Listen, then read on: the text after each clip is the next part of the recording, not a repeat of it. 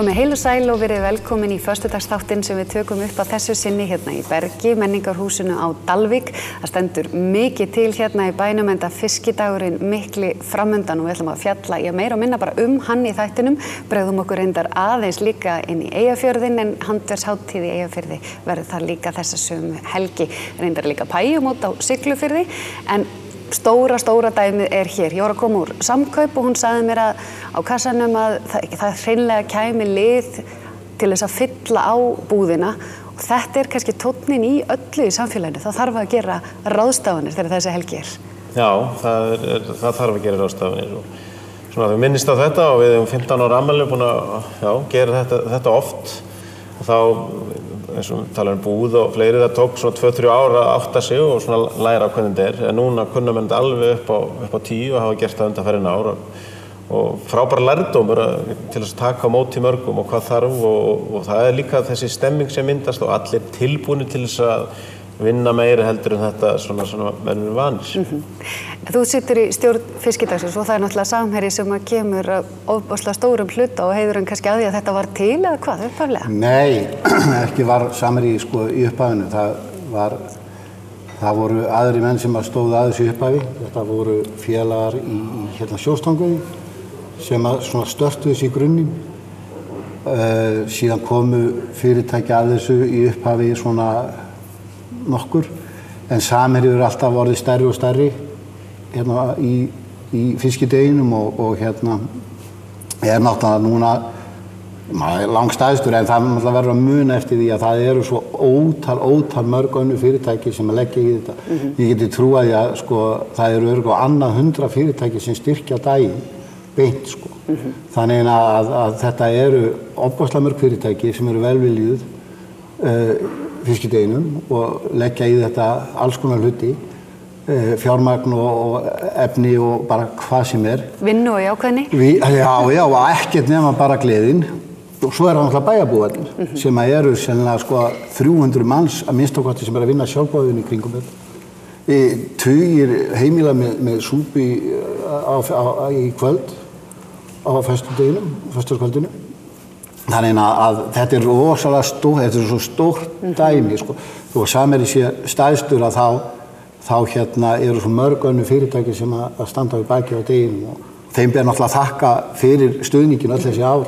Þannig að bæði fyrirtækin kannski ekki og það kannski ástæða fyrir að fyrirtækin vilja taka þátt í þessu, það hvernig heimamenn bara hvernig þeir standa að þessu saman. Já, það eins og einn ágætur maður sagði að meðan að bæjarbúar nenna að leggja alla þessa vinnu á sig að þá munum við standa við baki það. Nákvæmlega. Þannig að og það náttúrulega líka dálítið grunnur að þessu að hafa bæjarbúa með sér og að þeir finni líka gleðina í þessu og ánægjuna og taka á móti gestum og margir að fá ættingja og vini til sín yfir helgina og þetta verður svona rosalega sérstök stemming. Það svona eins og svo mikla hefðir í kringum þetta.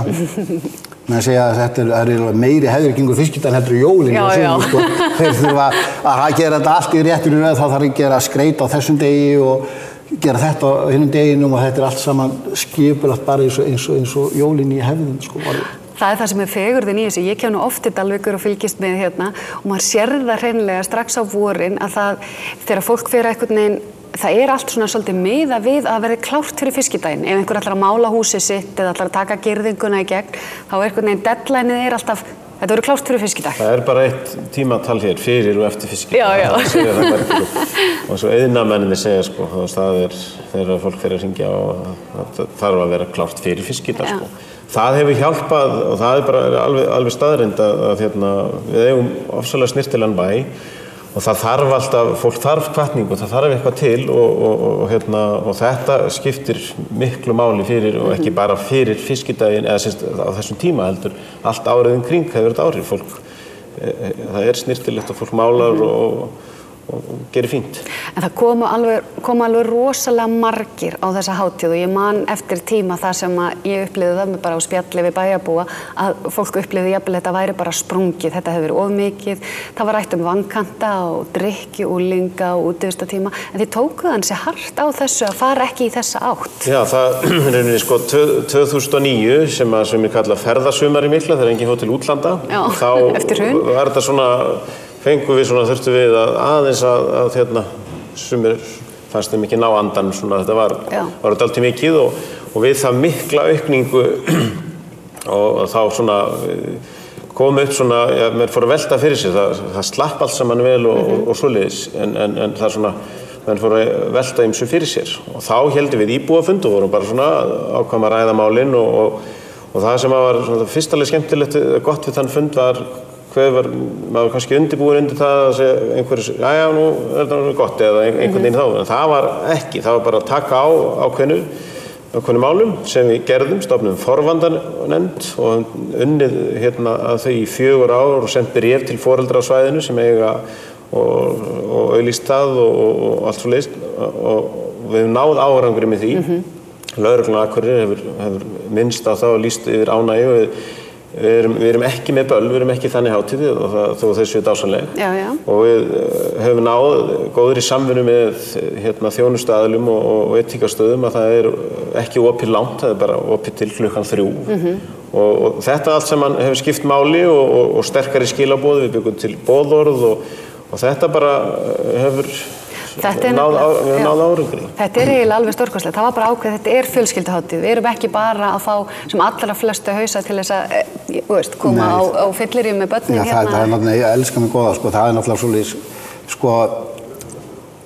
það er mikil vinna hjá stjórninni í því að halda utan kjarnan í fiskideginu, sem er þetta að fjölskyldan kemur til Dalvíkur eða bæjarbúar fara hérna niður á svæði og eru í bænum og geta verið svona áreitislausir gagnvart alls konar sölu svona sem er sniðið að börnum. Já, þetta er bara frítt. Við viljum, það má kannski segja það er rosalega slagur hjá okkur að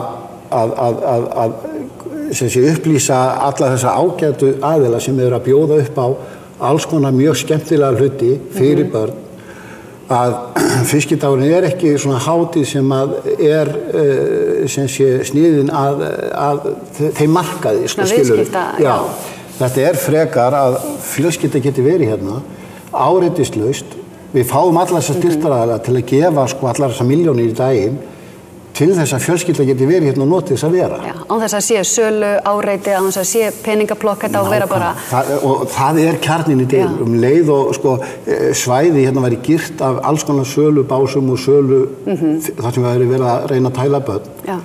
Það er ljótt að segja þetta er bara svona, að við erum ekki þannig hátíð og við myndum ekki fá allar þess aðeila til að gefa pening í þetta ef að síðan væru allt í kringum svæðið aðrir að plokka pening af börnunum. Þetta er einmitt fegurðin svolítið í þessu og þeir hafi lagt áherslu á svo marga fallega hluti sem heilla mann. Það er kærleikskeðja, en fiskidagskvöldi er föstudagskvöld og þar eru þau einmitt að leggja áherslu á að haldast í hendur og eitthvað svona falleg gildi og fiskisúpukvöldin alltaf alveg einstakt í sjálfu sér að rölda hérna og bara heilsa upp og þetta snýst ekki að fá frían mat, þetta snýst bara að einhvern veginn hittast og langt sinni ég sé þig og... Það er akkurat þessi setning sem við kallum vináttukeðjuna sem hefur þróast upphaflega hugmyndi var nú að mynda hring í kringum Dalvík en svo bara þróaðist þetta í aðeins öðruvísi en þannig er þetta bara svona stund þar sem við komum saman og sett og leggja línurnar fyrir helgina og svo er bara risaknús í lokin. Nú er fólk búið að vera og er enn að föndra til þessi vináttubönd og þó á þínu heimili eru börnin að föndra, þú mætir og þú þarft að gefa einhver sem þú þekkir ekki. Þannig er þetta.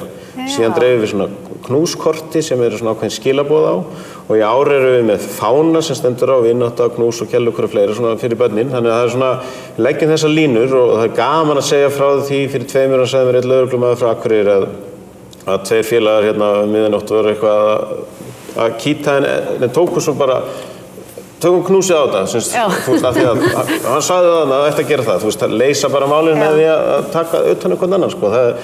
Þetta svona hljómar, sko, en þú verður að upplifa þetta sjálf þegar mætir að staðina, því að þetta andrúmsloft sem svo eru bara búið að opna heimili og garða og það allir velkomnir. Þannig það svona, menn finna, þó að fiskisúpan þetta heitir fiskisúpu kvöld, þá hún eitt af aðalatriðunum en ekki bara. Nei, nákvæmlega. Það þetta sem að menn að hittast, spjalla, setjast niður í rólutum án þess að þið liggi neitt á og þú ert ekki í röða því að það er að fara að kaupa eitthvað eða það. Þú þarf bara að spjalla í röðinni. Bara allt í hérna. Þetta það sem að heillar mann að við þessa hátíð og ég segi það allavega persónulega þetta það sem að maður fær bara hlýtt í hjarta að hugsa fiskidaginn, það einhvern veginn öðruvísi. Ég held að verði allir og ég held reyndar núna að þessi tónleikar vöktu gríðarlega athygli í fyrra og við fáum nú Friðrik Ómar hérna seinna þátt til að ræða það eins nánar. En svona lokum, hverjar eru fiskidagshefðirnar hjá þér, bara sjálf? Hjá mér, það náttúrulega að fá rækjudrottninguna og Skúla P. kokk í heimsókn, sko. Og þá setið og farið yfir, sko, hvað framundan. Og það vinafólk ykkar? Það vinafólk okkar að sunnan sem búin að vera með okkur öll 15 árin og og síðan náttúrulega núna á eftir þarf að fara að búa til soðið í súpuna og svo í fyrramálið að skera niður allan fiskinn í súpuna og svo koma fleiri vinir og ættingjar og hjálpast að gefa einhverja 120 lítra af fiskisúpu og með harmoníkuleikar á pallinum og bara dásamlega daga framundan, alveg bara sem að maður lifir á langt inn í veturinn. Nákvæmlega. Ég veit að þú verður á haus bara í síman. Ég þekki þig á fiskidaginn. Þú hefur örugglega aldrei fengið að njóta hans almennlega, nema kannski eftir á. Já, það þannig. Og fiskidagsaðventan eins og kallana, það skemmtilegasti tíminn. Já. Það þetta í loftinu og droppa inn hjá fólki sem að það sko alla vikuna einhverjar til hefðir. Það þú veist, salat heima hjá Jóni Baldurs og svona sem var til bara óvart fyrsta daginn og svo bara það hefð og maður koma þar og kaffi og kleinur hjá Herbúkufrængu og endalaust þetta allt saman, sko. Það og þegar maður finnur spennuna magnast þegar fólki að smakka til óskreita, smakka til í súpuna og allt þetta, sko. Þannig að það skemmtilegast en álagið mikið yfir þennan tíma. Þú ertu búin að vera í þessu alltaf? Já, frá upphafi 15 ár. Þetta 15. árið. Maður heyrir það nú að þú ert nú alveg lykilmaður í þessu. Það eru margir lykilmenn en það þarf einhver að vera í forsvarinu en það eru ótrúlega margir sem að leggja mikið á sig og stundum bara skilum það ekki. Nei. Af hverju eru svona margir að leggja á sig í sjálfbáðinu? En ég skilði það því að það svo gaman. Nákvæmlega. Yndislegt að fá okkur. Við ætlum að halda áfram og við eigum eftir að fjalla fiskisúpukvöldu, við eigum eftir að fjalla tónleikana og flugeldasýninguna þetta. En gaman að vera með ykkur. Það komin fiskidagsstemming á Dalvík. Ég hvet alla sem bara vettlingi geta valdið að mæta á Dalvík og njóta einhvern veginn í róliheitunum, ekki æstir í röð og svona. En við ætlum að halda áfram í föstudagsþættinum eftir augnablik.